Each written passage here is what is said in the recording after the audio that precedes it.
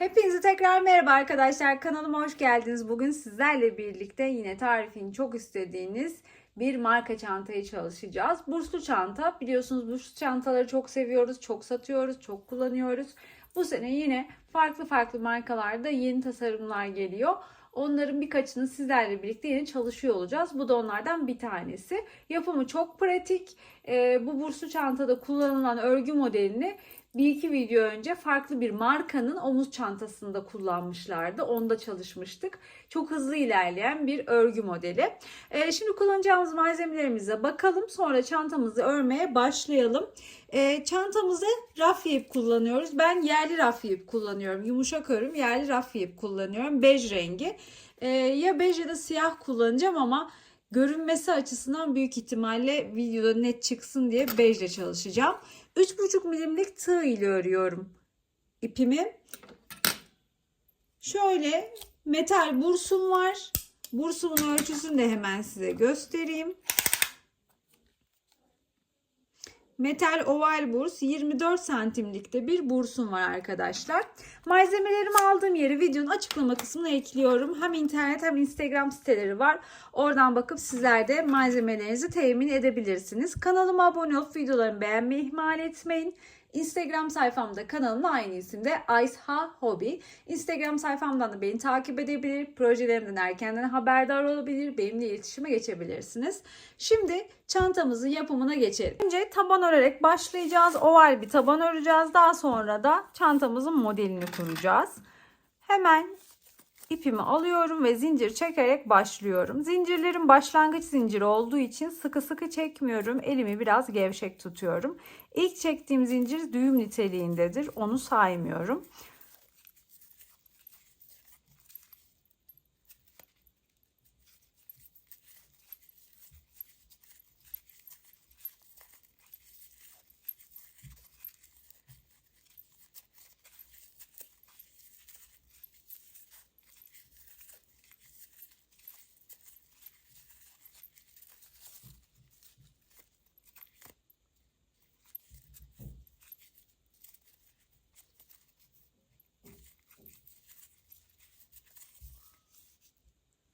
Şöyle zincirimi çektikten sonra bir miktar saymadım henüz. Zincir çektim. Çektikten sonra şöyle bursumun ölçüsünü aldığım yere bakın zincirimi tutuyorum. Yaklaşık 4 tane zincirde taşmış oluyor. Şöyle net tutayım. Evet 1, 2, 3, 4, 5 tane zincirde fazladan çekmişim gibi görünüyor. Toplamda kaç tane zincir çekmişim? 2, 4, 6, 8, 10, 12, 14, 16, 18, 20, 22, 24, 26, 28, 30, 32 ve 33. 33 tane zincir benim için yeterli arkadaşlar. Bir sık iğne yaparak tabanımı örmeye başlayacağım. Burada bursunuzun ölçüsü kaç santim olursa olsun fark etmez. Benim yaptığım gibi bir miktar zincir çekin. Sonra aynı bu şekilde üstüne koyun.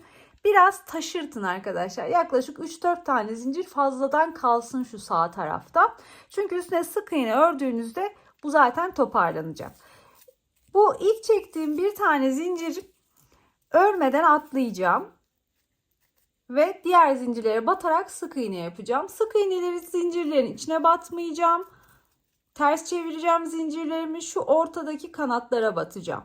İlk zinciri örmeden atladım. İkinci zincirin hemen arka kanadına, yani şöyle ortasında görünen şu kanatlara, şöyle yandan tuttuğunuzda timsah sırtı gibi görünen çıkıntılardır bunlar. Bunlara batarak sık iğne yapıyorum. Ta ki sıramın sonunda son bir tane zincirim kalana kadar her zincire bir tane sık iğne yapacağım. Sıramın sonundaki o son bir tane zincire fazla batıp dönüşü sağlayacağım.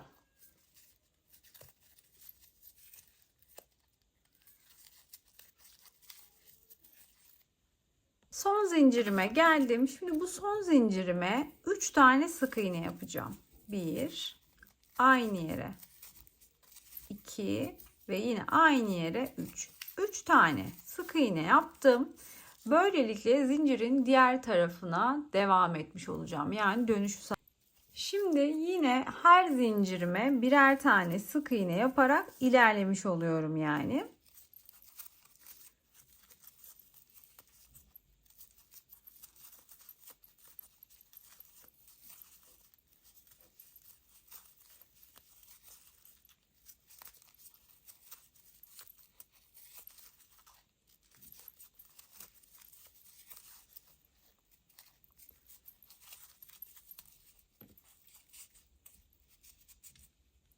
Evet arkadaşlar, sık iğnelerimi yaptım ve sona doğru geldim. Şimdi arkadaşlar bakın, burada aynı noktaya 3 tane sık iğne batıp bir köşe oluşturmuştuk. Burada da aynı şeyin olması gerekiyor. Aynı noktada 3 tane sık iğnenin olduğu bir köşe olması gerekiyor. Şimdi başlarken bir tane zincir, bakın şöyle tutayım, örmeden atlamıştık. Yani o da şurada bekliyor. O zincirin içine biterken şu an sıramız, bu zincirin içine batıyorum ve 1, aynı yere 2 ve aynı yere 3 tane sık iğne yapıyorum. Daha sonra ilk yaptığım sık iğnenin tepesine batıyorum, ip alıp çıkarıyorum, çıkardığım ilmeği tığdaki diğer ilmeğin içinden geçiriyorum. Yani ilmek kaydırmayla sırayı kapatıyorum, bir tane zincir çekiyorum ve ikinci sırama başlıyorum. Başlangıç yerinizi şaşırmamak adına buraya ilmek belirleyici takabilirsiniz. Hemen bir tane sık iğne ile başlıyorum. Bütün sık iğnelerime birer tane sık iğne yapacağım. Ta ki nereye kadar? Köşedeki 3 tane sık iğneye kadar. Biz iki köşemizde de arttırmalar yaparak çantamızın tabanını genişleteceğiz. Yani büyüteceğiz. O kısma kadar, arttırma yapacağım noktaya kadar örüyorum. Evet, 3 tane sık iğnemin olduğu köşeye geldim. Şimdi burada her sık iğneme, yani bu sık iğnenin üçüne de ikişer tane sık iğne yapacağım. Hemen başladım ilkine. 1, 2. İkinciye de 2 tane. 1, 2. Üçüncüye de 2 tane. 1 ve 2. Hemen ilmek belirleyicimi ilk arttırmama takıyorum ki başlangıç yerimi bileyim. 3 sık iğneme de çifter battım ve dönüşü sağlamış oldum. Daha sonra aradaki sık iğnelere birer tane batıp sıra sonuna geliyorum. Orada da yine arttırma yapacağım ve sırayı öyle bitireceğim. Arttırmalar sadece dediğim gibi köşelerimizde olacak.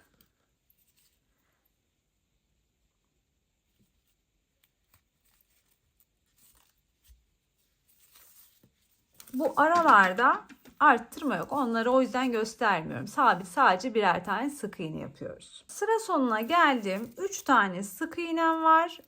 3'üne de arttırmayı yapıyorum. Hemen ilk sık iğneme batıyorum. 2 tane sık iğne yapıyorum.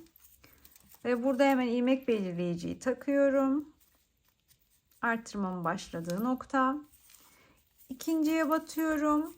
Hemen 2 tane sık iğne. Üçüncü ve son sık iğneme batıyorum. Hemen 2 tane sık iğne yapıyorum. Bu da son arttırması. Yani başlangıcına ve bitişine ilmek belirleyicimi takıyorum. Böylelikle sıramı da tamamlamış oluyorum. İlk yaptığım sık iğnenin tepesine batıyorum. İp alıp çıkarıyorum. Çıkardığım ilmeği tığdaki diğer ilmeğin içinden geçiriyorum. Yani ilmek kaydırmayla yine sıramı kapatıyorum. Bir zincir çekiyorum ve bir sonraki sıraya çıkıyorum. Bu benim 3. sıram. Yine köşeye kadar her sık iğneme birer tane sık iğne yaparak ilerliyorum.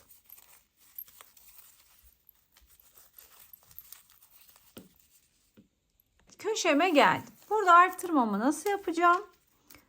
Şimdi toplamda 6 tane sık iğne var arttırma yapmam gereken. 3 ile başladık. Bir sonraki sırada her birine çifter battığımız için 6 tane oldu. Şimdi 3. sıramızdayız. Bu sıramızda arkadaşlar, şu son sık iğneyi yapayım. Bu sıramızda bu arttırmalarımızı bir tek bir çift yapacağız. Yani ilk sık iğnemize bir tane sık iğne yapacağız. İkinci sık iğnemize 2 tane sık iğne yapacağız. İlk sık iğnemize 1, ikinci 2. Bir tek bir çift. Bir tek bir çift işlemini 3 kere tekrar ettiğimizde zaten arttırmaları bitirmiş olacağız.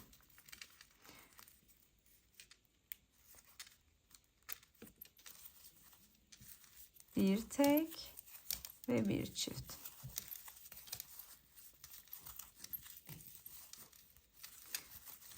Aynı arttırma işlemini sonda da yapacağız. Sıra sonuna geldim. Dediğim gibi aynı arttırmayı burada da yapıyorum.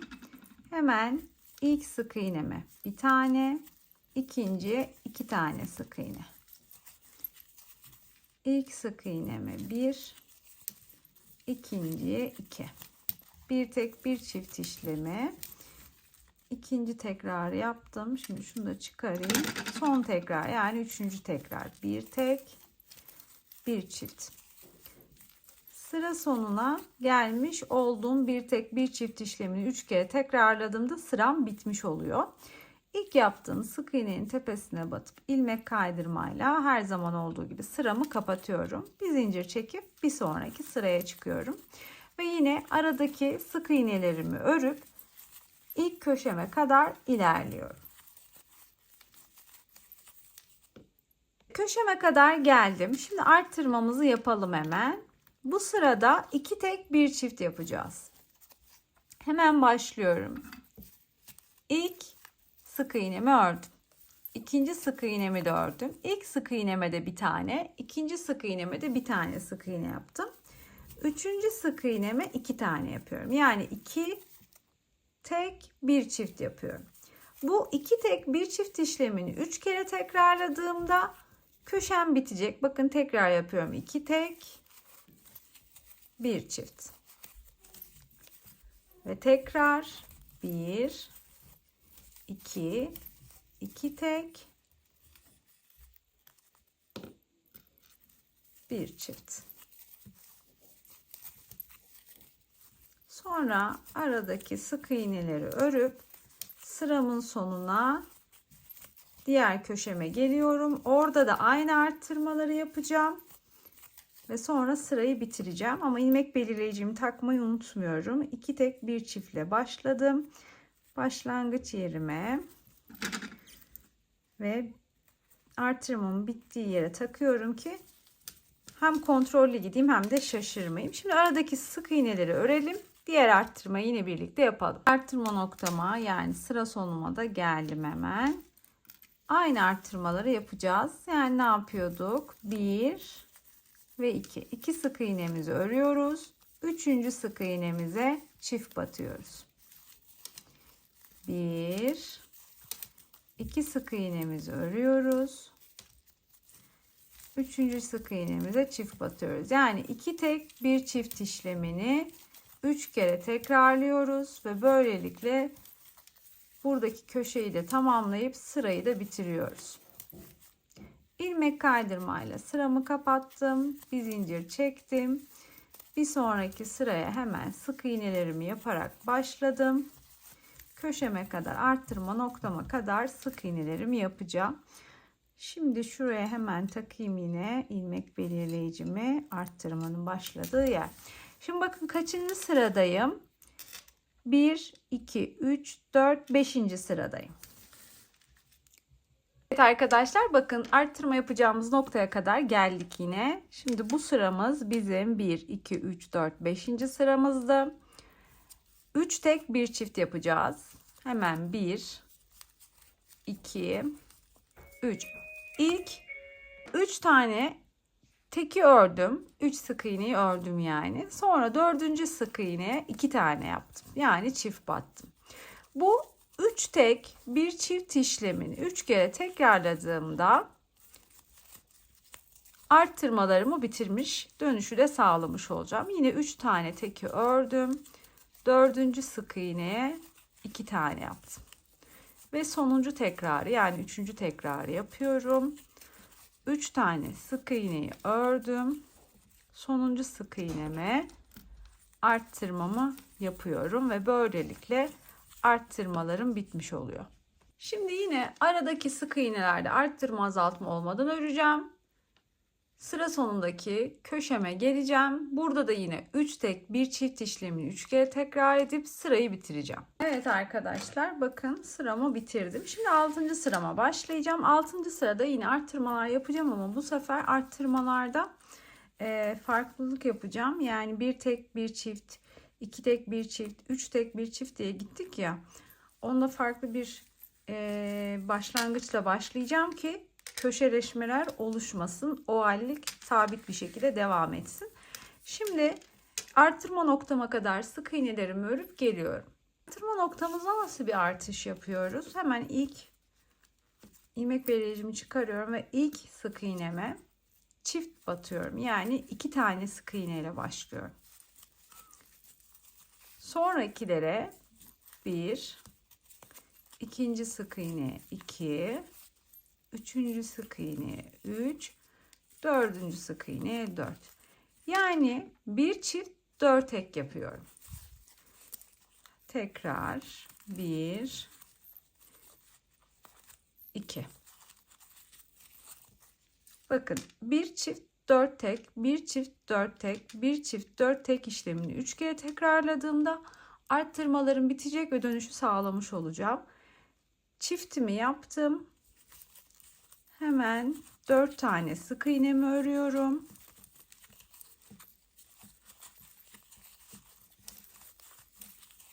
Dört sık iğnemi ördüm. Aynı işlemi tekrarlıyorum. Bu benim 3. tekrarım. Çiftimi yaptım. Kalan 4 tane sık iğnemi ördüğümde arttırmam bitmiş. Dönüşü de sağlamış oluyorum.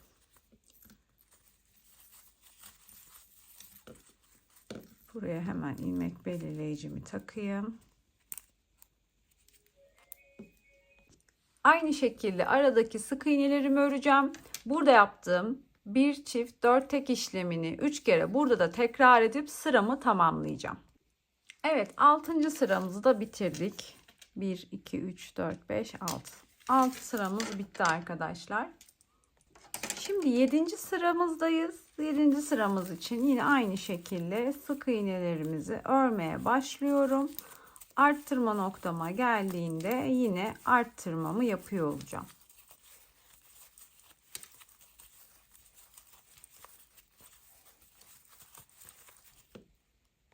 Arttırma noktama geldim. En son biliyorsunuz bir çift 4 tek yapmıştık. Şimdi 5 tek bir çift yapacağız. İlk 5 tane sık iğnemi örüyorum. 4, 5. 6. sık iğneme çift batıyorum. 5 tek bir çift işlemini 3 kere tekrar ettiğimde hem arttırmalarımı bitirmiş hem de dönüşü sağlamış oluyorum. 1, 2, 3, 4 ve 5. Bir tane çiftimi yapıyorum. Tekrar 1, 2, 3, 4 ve 5. Ve son çiftimi yapıyorum.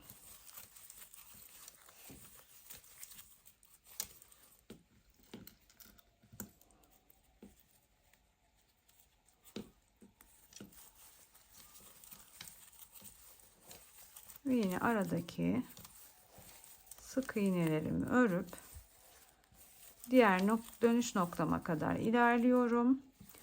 Orada da yine aynı şekilde 5 tek bir çift işlemini 3 kere tekrar edeceğim. Hem dönüşü sağlamış olacağım hem de 7. sıramı bitirmiş olacağım arkadaşlar. Orası aynı olduğu için, yani burada yaptığımın aynısını burada da yaptığım için tekrar gösterip videoyu uzatmıyorum. Evet arkadaşlar, 7. sıramda bitti. Tabanımız bu kadar. Daha büyütmeyeceğim çünkü bu ölçü yeterli. Şimdi ölçüsüne nasıl karar veriyorum? Başlangıçta neye göre zincir çektiğimi size gösterdim zaten. Anlattığım gibi bursunuzun ölçüsü ne olursa olsun. Biz bursun ölçüsü ne diye şuradan ölçüyoruz ya, şöyle. Buradan başlayıp yanından 4-5 tane sık iğne artacak kadar zincir, 4-5 tane zincir artacak kadar zincir çekiyorum. Yani ben yaklaşık 26 santimlik falan zincir çekmişim. Bursum 24 santimlik. Daha sonra sık iğne yaptığımda toparlıyor çünkü kendini. Ben öyle çektiğimde bakın ne olmuş? Bursun tabanın ortası ilk başlangıç ortam. Bakın burası ilk sıra. Tam ortasına denk gelmiş benim.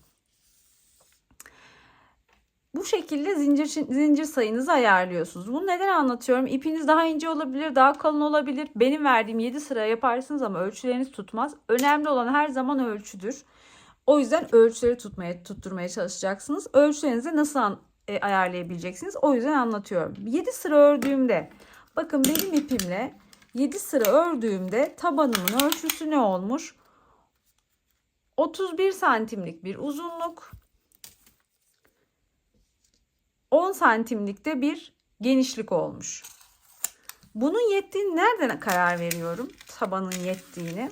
Bir de şunu göstereyim. Bakın bursu şöyle tuttuğunda sağdan ve soldan, ben piyeli burslu çantada da zaten size ilk burslu çanta anlatışım olur yıllar önce. Kanalımda ayrı tarifi var. Orada da söylemiştim. Sağdan ve soldan her zaman biraz artacak. Şurada çıkacak dışarıya ki güzel otursun tabanınız bursa.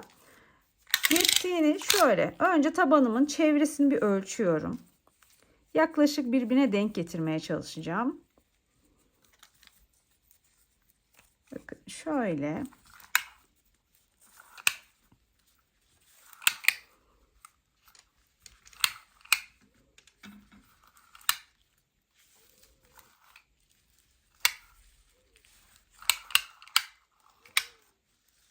...76-75 santim kadarlık bir çevre uzunluğu var. Aynı şekilde bursumu açıyorum. Ve bursumun da çevresini ölçüyorum.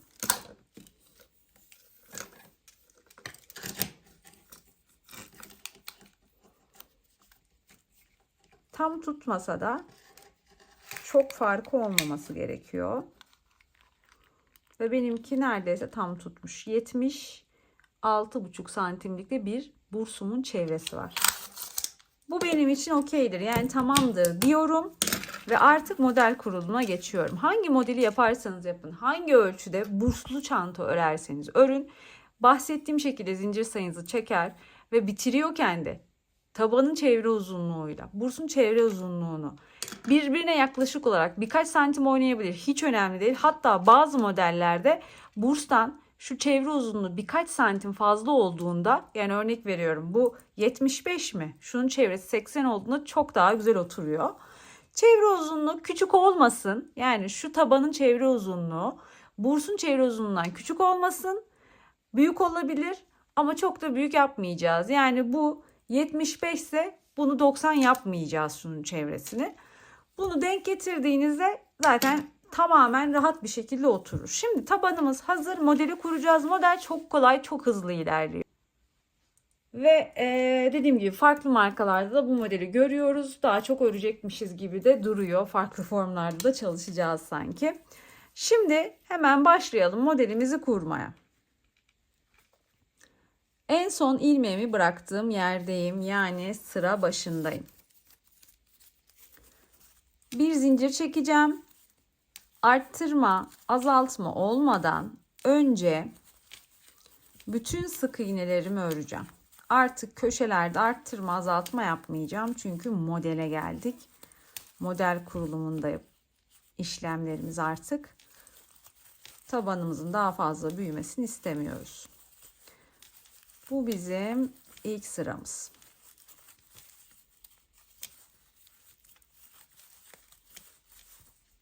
Tabandan sonraki tabii ilk sıramız.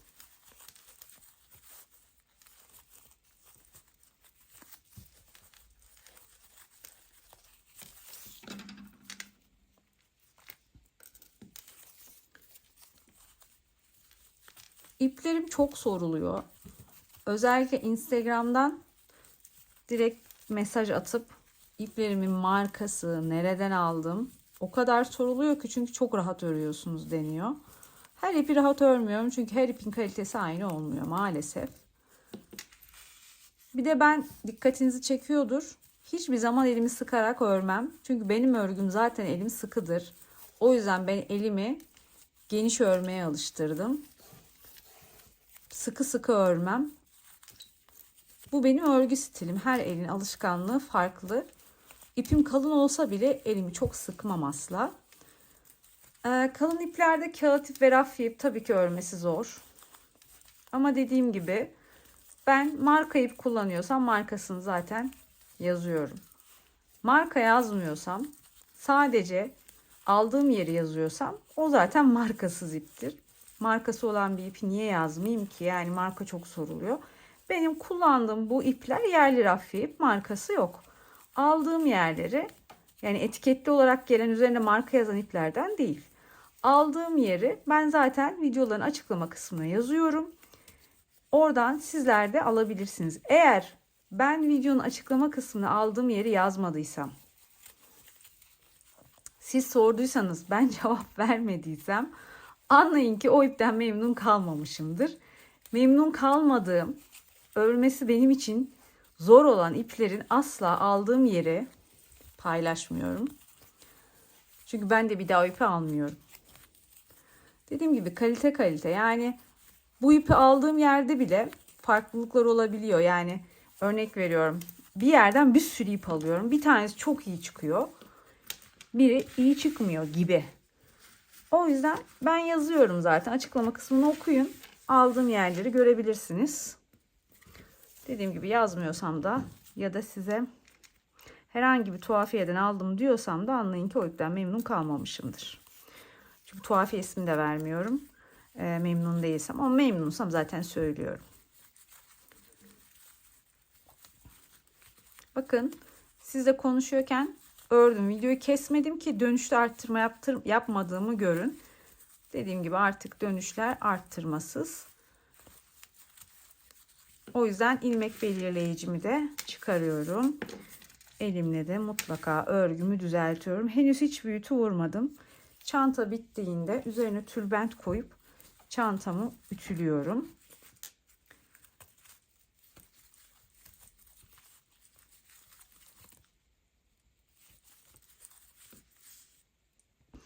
Evet, şimdi başlıyoruz modelimizi kurmaya. Ben ilk sıramı bitirdim. Şimdi ilmeğimi bakın uzatıyorum. Zincir çekmedim. İlmeğimi uzattım. Tığıma ip doladım. İlk sık iğnemin tepesine değil, hemen dibine battım. İp alıp çıkardım ve uzattım. Tığımda 3 tane ilmek var. Tığıma ip aldım. Bu 3 ilmeği tek seferde tığdan çıkardım. Yani yarım trabzan yaptım. Daha sonra bu yarım trabzanı elimle tuttum. Tığımı trabzanın sağ tarafından geçirip şöyle bu yarım trabzanı tığın üstüne aldım. Elimle bakın bırakmıyorum yarım trabzanı. İp aldım ve aldığım yerden geriye çıkardım. Tığda 2 ilmek var. Daha sonra tığıma ip aldım ve bu 2 ilmeği tığdan çıkardım. Yani ne yaptım? Yarım trabzan yaptım.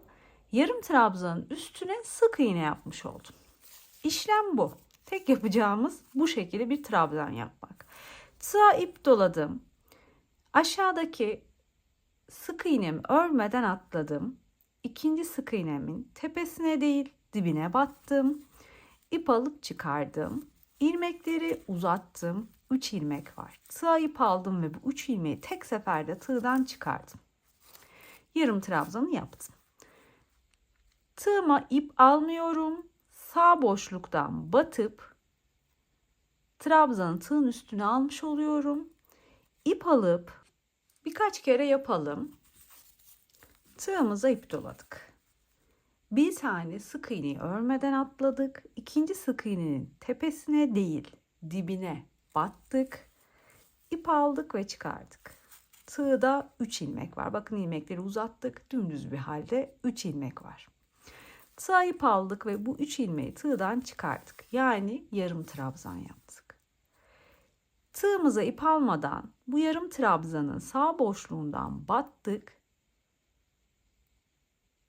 Yarım trabzanı tığın üstüne almış olduk. Tığımıza ip aldık ve battığımız yerden geriye çıkardık. Trabzanı bakın tutuyorum. İlmekleri çok hafif uzattım.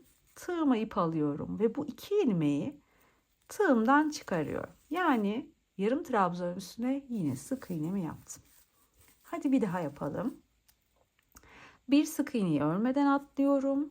İkinci sık iğnenin dibine batıp önce yarım trabzanımı yapıyorum.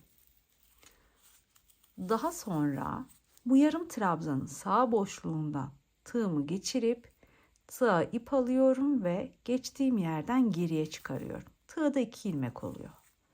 Tığıma ip alıyorum ve 2 ilmeği tığdan tek seferde çıkarıyorum. Bir sık iğne atlıyorum. Diğer sık iğneye yine aynı şekilde. Biz bu şekilde trabzanlar öreceğiz. Bir sıra böyle trabzan sıramız, bir sıra sık iğne sıramız olacak. Ve bakın bir sık iğne atlayıp bir sonrakine batıp yapacağız trabzanları. Elimizi çok sıkı sıkı tutmayacağız.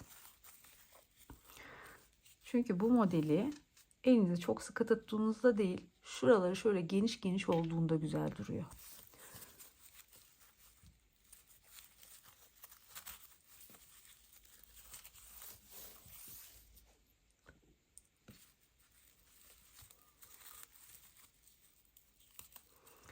Aynı işlemi sürekli tekrar ederek bütün tabanı döneceğiz arkadaşlar. İlk sıramız sık iğne sırasıydı tabandan sonra. İkinci sıramız trabzan sırası. Bir sonraki sıra yine sık iğne sırası olacak.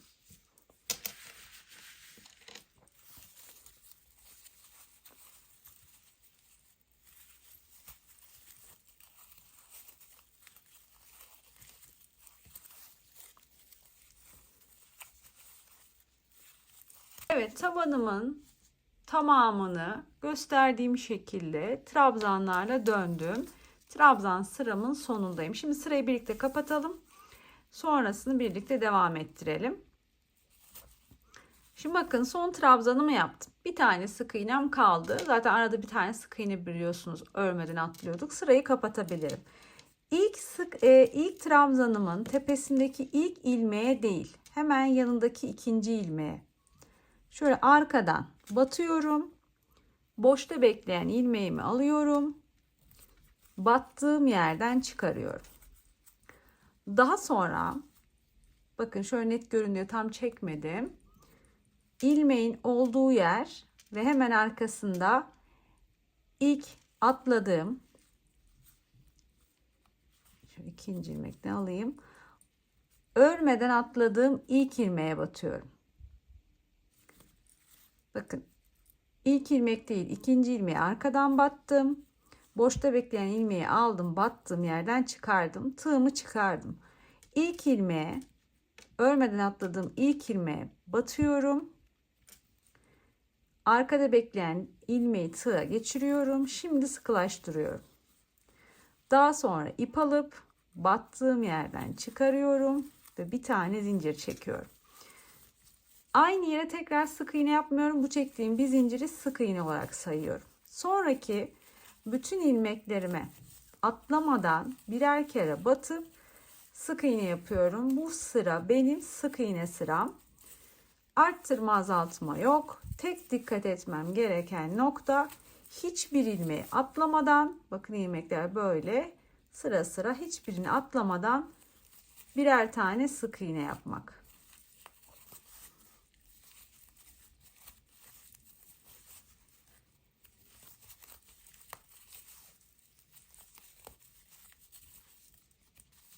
Bu şekilde tamamen dönüp başladığım yere kadar sık iğnelerimi yapıp geliyorum. Evet arkadaşlar, sıra sonuna kadar sık iğnelerimi yaptım ve geldim. Şimdi sıramızı kapatalım. Aynı şekilde trabzan sırasında olduğu gibi kapatacağız. Yani nasıl? Tığımı çıkardım. İlk ilmeğime değil, ikinci ilmeğimi arkadan battım. Çıkardığım boşta bekleyen ilmeği tığa alıp battığım yerden geri çıkardım. Daha sonra ilk atladığım, örmeden atladığım ilmeğe battım. Tığdaki boşta bekleyen ilmeğimi aldım tığa ve battığım yerden ip alıp geriye çıktım ve uzattım. Hem sıramı kapatmış oldum hem de bir sonraki sıraya başlamış oldum. Bu sıra trabzan sıramız. Nasıl başlıyorduk trabzan sırasına? Tığımıza ip doluyorduk. Sık iğnemizin tepesine değil, dibine batıyorduk. İp alıp çıkarıyorduk.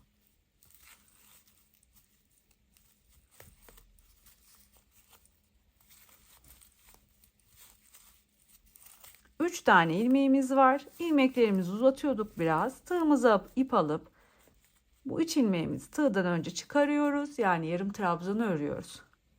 Bu yarım trabzanı tutuyorum. Sağ boşluktan batıyorum. Yani sağ boşluktan battığımda boşluğa batıyorum aslında.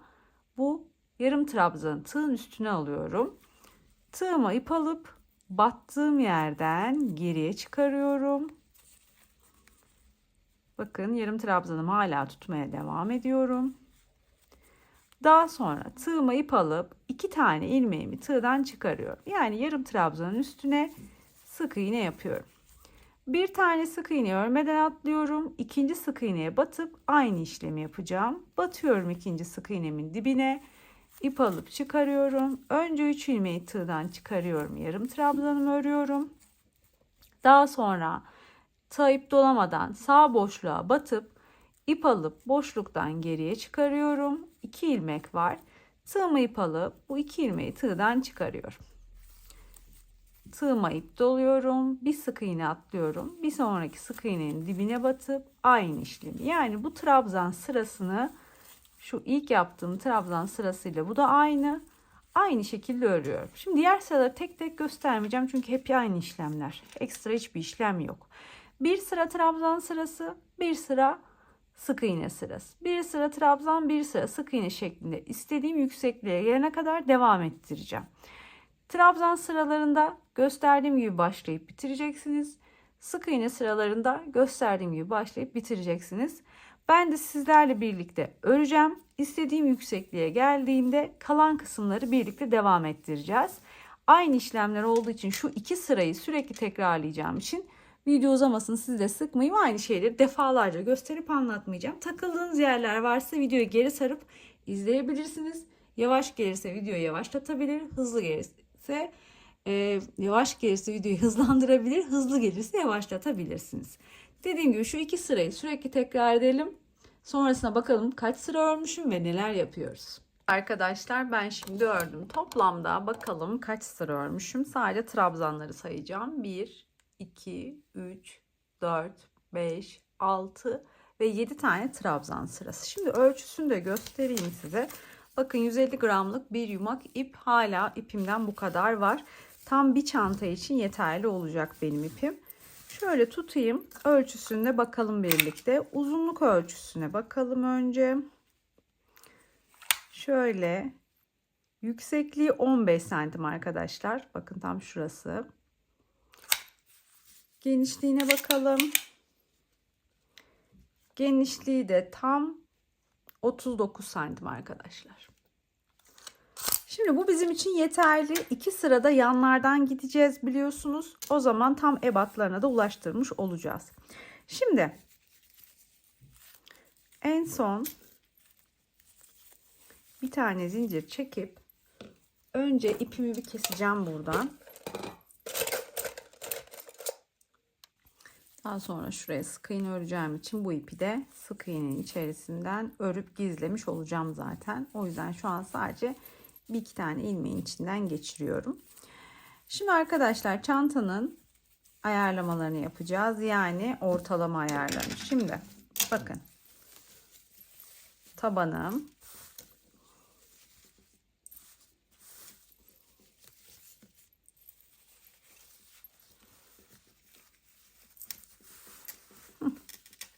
Şöyle katladım.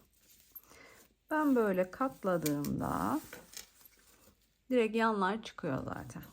Şurası benim tam ortama denk geliyor. Şimdi şuraya bir tane ilmek belirleyici takacağım. Bir tane de buraya takacağım.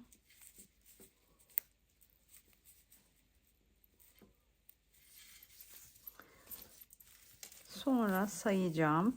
Bakın direkt boşluğa taktım ilmek belirleyiciyi. 1, 2, 3, 4, 5, 6, 2, 4, 6, 8, 10, 12, 14, 16, 18, 20, 22, 24, 26 tane. 2, 4, 6, 8, 10, 12, 14, 16, 18, 20, 22, 24, 26 da burada. 26 ve 26 şekilde eşit dağılmış da oldu. Ortalamış olduk çantamızın kenarlarını. Bu ilmek belirleyici taktığım yerlerin hizalarını kaybetmeyeceğim. Daha sonra buraya diğer iki sırayı da yaptıktan sonra bu hizalı kısma çantanın yandaki vidalarını denk getireceğim. Onu da bursumu sararken yapacağım. Şimdi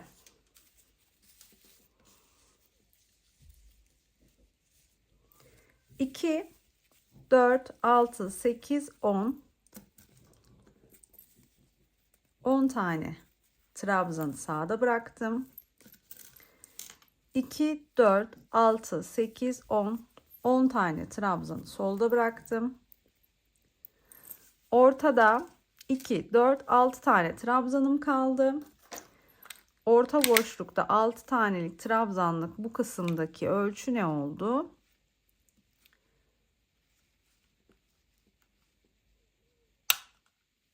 Tam bu trabzandan diğer trabzana kadar ölçeyim. 11 oldu. 11 çok fazla olur. O yüzden bu sağdaki ve soldaki 10 tane trabzanı 11'e çıkarıyorum.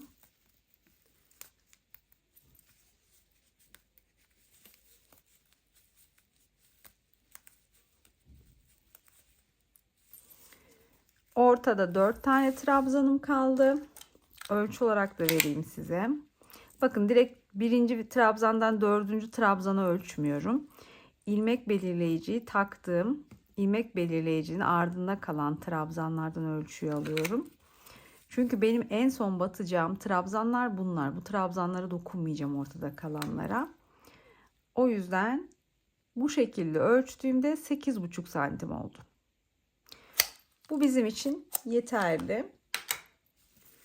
Aynı şekilde diğer tarafta da 2, 4, 6, 8, 10, 11 trabzanı sağ tarafta. 2, 4, 6, 8, 10, 11 trabzanı sol tarafta. Ortada da evet, işaretlemelerimizi yaptık. Şimdi örmeye başlayabiliriz arkadaşlar. Hemen tığımı alıyorum tekrar. İşaretleme yaptım. Ortada bıraktığım şu 4 tane trabzanın hemen sol tarafındaki, bakın boşluğa takmışım ilmek belirleyicimi, ortada 4 tane bırakmışım. İlmek belirleyicinin hemen solundaki ilk trabzan tepesine batıyorum. İpimi alıyorum. Battığım yerden çıkarıp bir zincir çekiyorum. İpi buraya sabitlemiş oluyorum. Ve yanındaki ilmeğe batıp hemen sık iğne yapmaya başlıyorum. Ta ki diğer ilmek belirleyicimin olduğu yere kadar her ilmeğime birer tane sık iğne yapacağım. Sık iğne sıramı öreceğim. Sonra trabzan sırasını öreceğim. Şimdi o kısma kadar sık iğnelerimi, yani şu ilmek belirleyiciye kadar böyle örüp geliyorum. İlmek belirleyicimin olduğu yere kadar geldim. Bakın diğer taraftaki 4 tane ayırdığım nokta burası. İlk ilmek belirleyicim de bu. Hemen trabzan tepesine batıyorum. Son sık iğnemi yapıyorum. Bir zincir çekip ipimi kesiyorum. Modeli çantanın düz yüzünde örüyoruz. O yüzden geri dönmüyorum.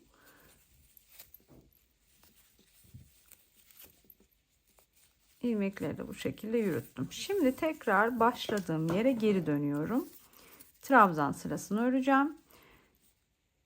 Bakın başlarken trabzan tepesine batmıştım. Üstüne bir tane sık iğne yapmıştım. Aynı bir tane zincir çekmiştim, hatta bunu sık iğne olarak örmemiştim. Yani ipi bağladığım ilk trabzan tepesine yaptığım noktaya tekrar batıyorum. Bir, ipimi şöyle üstüne atıyorum. 2 zincir çekiyorum. İpi tekrar küçük parça tekrar üstüne atıyorum. Böyle arada yürütüp ipi de gizlemiş oluyorum. 2 zincir çektim. Yanındaki sık iğneyi örmeden atlıyorum. Bir sonraki sık iğnenin dibine batıp hemen trabzanımı örüyorum. Bir sık iğne örmeden atlıyorum. Bir sonrakine batıp yine hemen trabzanımı örüyorum. Başlangıçtaki ilk trabzanın üzerine zinciri denk getirdik. Bu trabzanı örmeyip burayı bir tane trabzan olarak eksiltmiş olduk. Bitirirken de aynı işlemi yapacağız. Bitireceğimiz noktaya kadar, yani öreceğiz. Son sık iğnemize kadar geleceğiz. Orada yine yapacağımız işlemleri size göstereceğim. Bakın, sıra sonuna geldim arkadaşlar. Şimdi burada son 2 tane sık iğnem kaldı. Bir tane sık iğneyi örmeden atlıyorum biliyorsunuz. Diğer sık iğnenin de başlangıçta 2 tane zincir denk getirmiştik tepesine. Bitirirken de buraya zincir denk gelmesi lazım. Yani ne yapıyorum? 2 tane zincir çekiyorum. Son sık iğneme batıyorum. İp alıp çıkarıyorum. Çıkardığım ilmeği tığdaki diğer ilmeğin içinden geçiriyorum. Yani ilmek kaydırma yapıyorum. Bir zincir çekip burada da ipi kesiyorum. İlk trabzan sıramı da bu şekilde tamamlamış oluyorum arkadaşlar. Zincirle başlayıp zincirle bitirerek eşitlemiş oluyoruz iki tarafı da. Şimdi tekrar örgümüzü çeviriyoruz ve yine bir sıra sık iğne yapacağız. 2 tane zincirin tepesine değil, ilk trabzanın tepesine batıyoruz. İp alıp çıkarıyoruz. Bir zincir çekip ipi buraya sabitliyoruz ve bu bir zinciri ilmek olarak sayıyoruz. Sonra diğer ilmeklerimize de birer tane sık iğne yapıyoruz. Sıra sonuna kadar bütün sık iğnelerimizi tamamlıyoruz. Bu sıradan sonra son bir sıra daha trabzan sırası yapıp bitireceğiz. Evet, bakın sonuna kadar geldim. Şu parça ipi de sık iğnenin içine ördüm. Son trabzanın tepesine batıp son sık iğnemi yaptım. Bir tane zincir çekip ipimi kestim. Aynı şekilde bu parça ipi ilmekler arasından yürütüyorum ki trabzanları örüyorken bu ipim de gizlenmiş olsun.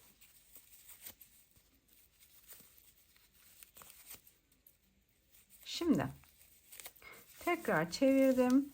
Dediğim gibi son trabzan sırası. İpimi aldım. İlk ilmeğimin tepesine battım. Battığım yerden ip alıp çıkardım.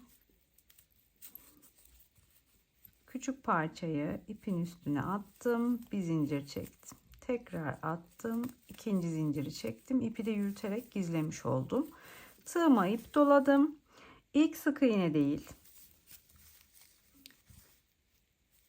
ikinci sık iğnenin dibine batıp hemen trabzanımı yapmaya başladım. Aynı şekilde trabzan sıramı öreceğim. Bir sık iğne atlayacağım. Bir sonraki sık iğneme trabzanımı yapıp ilerleyeceğim.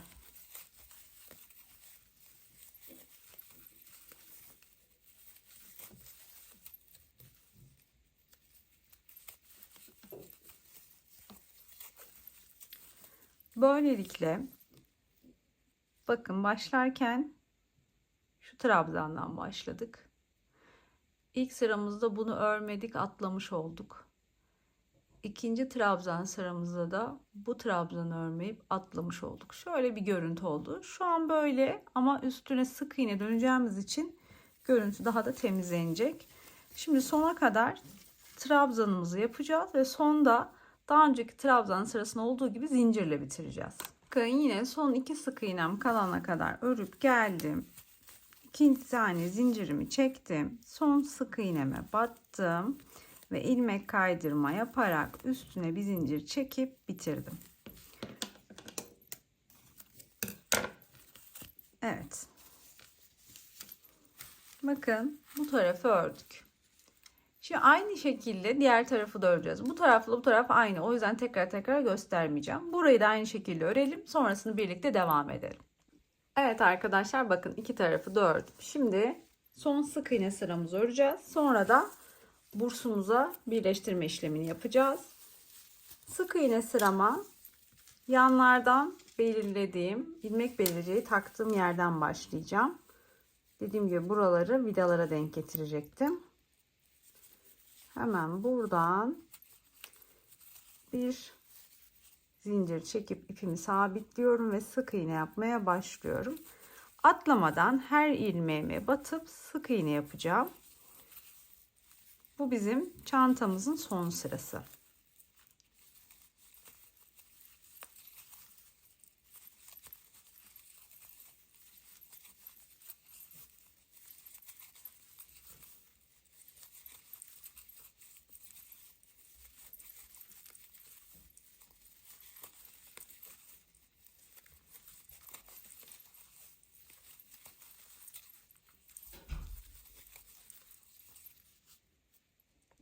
Bakın 2 zincirlik kısma geldim.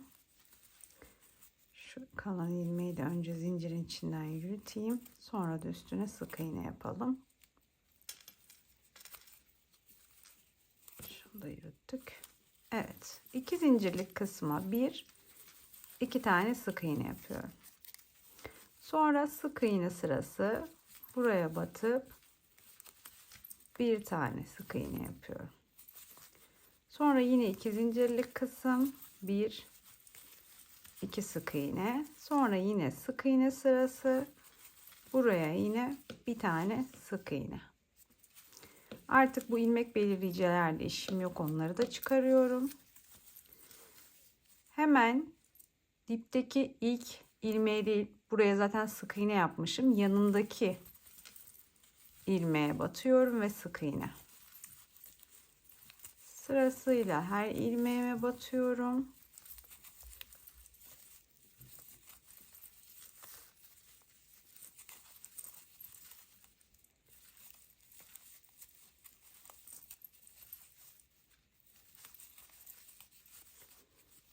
Bu ilmek belirleyiciyi de çıkarıyorum. Bununla da işim yok.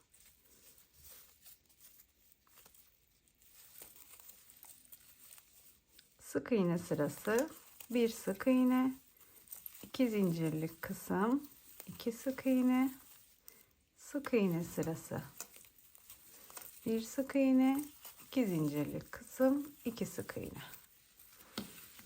Bakın şu temiz görüntü oluştu bile. Aynı şekilde sık iğneleri yapmaya devam ediyorum arkadaşlar. Her bir tarafı göstermeyeceğim. Bu şekilde bunlara da sık iğne yapacağım. Ve şuradaki oyuntuya da az önce yaptığım oyuntudaki gibi sık iğneler yapıp ağız kısmını tamamen sık iğne dönmüş olacağım. Daha sonra da bursumu alıp bursuma önce ipimi saracağım. Daha sonra da birleştirmesini yapacağım. Hemen tığımı alıyorum. Vidanın olduğu kısımdan tutuyorum. Ve bakın bu şekilde önce bir zincirle sabitliyorum. Şu küçük parçada aynı şekilde devam ettireceğim. Biz bu yöntemi daha önce yine bu marka çantanın başka bir modelinde kullanmıştık. Şöyle çok da deyip ses çıkarmadan. Tığlamaktan kastettiğimde Bursa görmüş olduğunuz gibi sık iğne yapıyoruz aslında. Benim ipim biliyorsunuz kalın bir rafya ip. O yüzden ben direkt böyle başladım. Ama sizin ipiniz ince ise ya da farklı bir iple yapıyorsanız, pileli burslu çanta tarifinden sonra size bir yöntem göstermiştim. Yine yıllar önce kanalımda var ama tarifi. Bursunuzu arkadaşlar rafya sarın, daha sonra bu işlemi yapın. Bunu sadece metal görüntüsü olsun istemiyorsanız ördüğünüz çanta ipinin rengiyle bursunuzu önden bir sarın, daha sonra üstüne sarıyorsanız ya da böyle tığlıyorsanız ikinci işlemi uygulayın. Ben bunu daha önce çok yıllar önce göstermiştim zaten ama beni ilk defa izleyenler için tekrar şöyle küçücük göstereyim. Böyle dediğim gibi rafya ipinizi ya da kağıt iple örüyorsanız kağıt ipinizi, hangi iple örüyorsanız örün fark etmez, ipinizi alın ve bursun tamamına şu vida kısımlarında minicik böyle buraları bırakıp tamamına sarın. Daha sonra da üzerine ikinci işlemi uygulayın. O zaman metal görüntünüz olmaz. Ama benim ipim kalın bir ip. kalın bir rafya ip olduğu için ve zaten üzerine tığlama işlemi uyguladığım için ben Bursa herhangi bir rafya ip sarmayacağım. Direkt böyle bu şekilde size gösterdiğim gibi bursumu tığlayacağım. Ta ki şu vida kısmına kadar. Buraya geldiğimde 2 ya da 3 tane zincir çekip diğer tarafına geçip yine tığlamaya devam edeceğim. Tamamını görmüş olduğunuz gibi tığladım. Ve bahsettiğim gibi vidanın olduğu kısma 2 tane zincir çekmem yetti. Ama sizin ipiniz inceyse 3-4 bile çekebilirsiniz. Sona kadar tığlama işlemini yaptım. Son 1-2 zincirimi çekiyorum. İlk ilmeğime batıp ilmek kaydırmayla burada birleştirmemi yapıp bir zincir çekiyorum.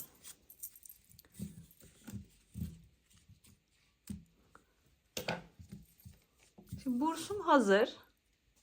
Aynı şekilde çantamda örgü kısmı da hazır. Şimdi birleştirme işlemini yapacağız. Şimdi birleştirmemizi yapalım. Bakın biliyorsunuz burada yan tarafta zaten ilmek belirleyicim bekliyordu. Buraya vidam denk gelecek demiştim. Vidanın olduğu yeri denkliyorum ilmek belirleyiciye. Bu sık iğnede işlem yapmayacağım. Yanındakinde de yapmayacağım. Sol tarafındakinde de, sağ tarafındakinde de. Yani şu toplam 3 sık iğnede işlem yapmayacağım. O yüzden ilmek belirleyeceğim takılı olduğu sık iğnenin yanındaki sık iğneyi de atlayıp onun yanındaki sık iğneye batıyorum. Daha sonra burstaki ilmeğe batıyorum. İp alıp çıkarıyorum. Çıkardığım ilmeği bekletiyorum.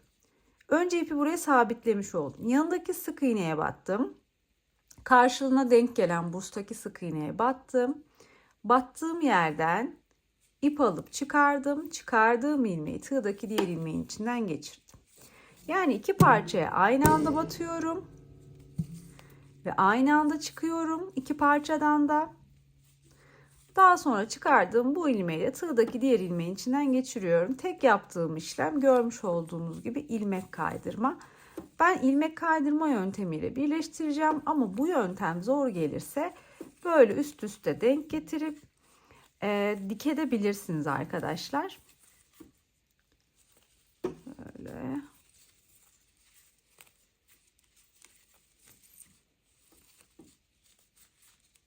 Sadece şuna dikkat edin. Şunu da batayım. Önce şuraya bir sabitlemiş olayım. Sadece şuna dikkat edin. Yanlara taktığınız ilmek belirleyicileriniz sizin, bakın diğer tarafta da burası, sizin vidanıza denk gelecek kısım olacak. Yani yanlar direkt vidalara denkleyin. Daha sonra tutun parçanızı. Ben şimdi sürekli elim alışık olduğu için hiç bağlamıyorum ama şuralardan şöyle ipinizle bağlayıp sabitleyip daha sonra birleştirmeleri yapabilirsiniz. Bu size kolaylık sağlar. Ama ben böyle direkt gösterdiğim gibi hemen ilmek kaydırmayla işleme başlıyorum. Buradaki sık iğnelerle buradakiler eşit değil biliyorsunuz. O yüzden sıra sıra bursa batmanız gerekmiyor. Buna sıra sıra batın. Burstakine üstüne hangisi denk geliyorsa şöyle hizalayın. Hangi sık iğne denk geliyorsa direkt batıp ilerleyin. Evet arkadaşlar, bakın başladığım yerden bu oyuntu kısmına kadar geldim. Son ilmek kaydırmamı yaptım. Şimdi dilerseniz burada ipi kesip daha sonra başlamak istediğiniz yere tekrar takıp devam edebilirsiniz. Ya da dilerseniz bu oyuntu kısmına ilmek kaydırma yaparak tekrar birleştireceğiniz noktaya kadar ilerleyebilirsiniz. Bakın ben şu an ilmek kaydırma yaparak ilerliyorum.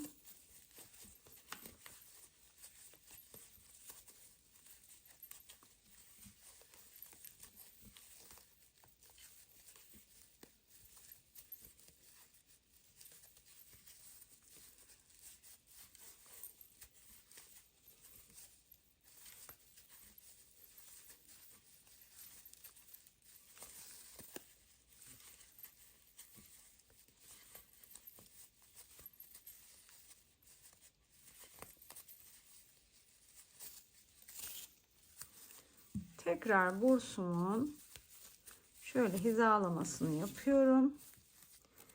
Bakın benim zaten başladığım yer ve bitirdiğim yer de şurası. Burası tam vidama denk gelecek. Burada ilmek belirleyicim vardı. Yani şöyle tutuyorum. Ve buradan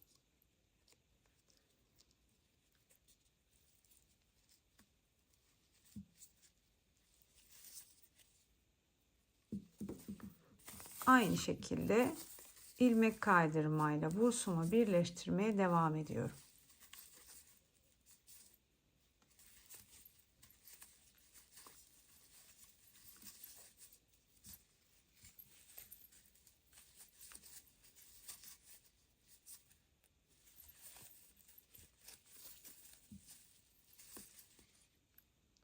Evet arkadaşlar, çantam tamamen hazır. Gerçekten efsane güzel oldu. Çok çok güzel oluyor çanta. Ben astarlamadım. Bu şekilde astarsız da kullanılır. Dilerseniz astarlayabilirsiniz. Tercih tamamen size kalıyor. Benim çantam için kullandığım rafya ip 150 gramlık bir yumaktı. Bir yumak tamamen bitti. Yeterli oldu. Ama farklı iplerde ip metrajı da fark edeceği, kalınlık, incelik de fark edeceği için miktar değişebilir. O yüzden her zaman fazla alın. Yani 150 gram değil 200 gramlık bir ip alın. Fazla kalsın ama eksik olmasın. Çünkü biliyorsunuz daha sonra renkleri tutturmak çok zor oluyor.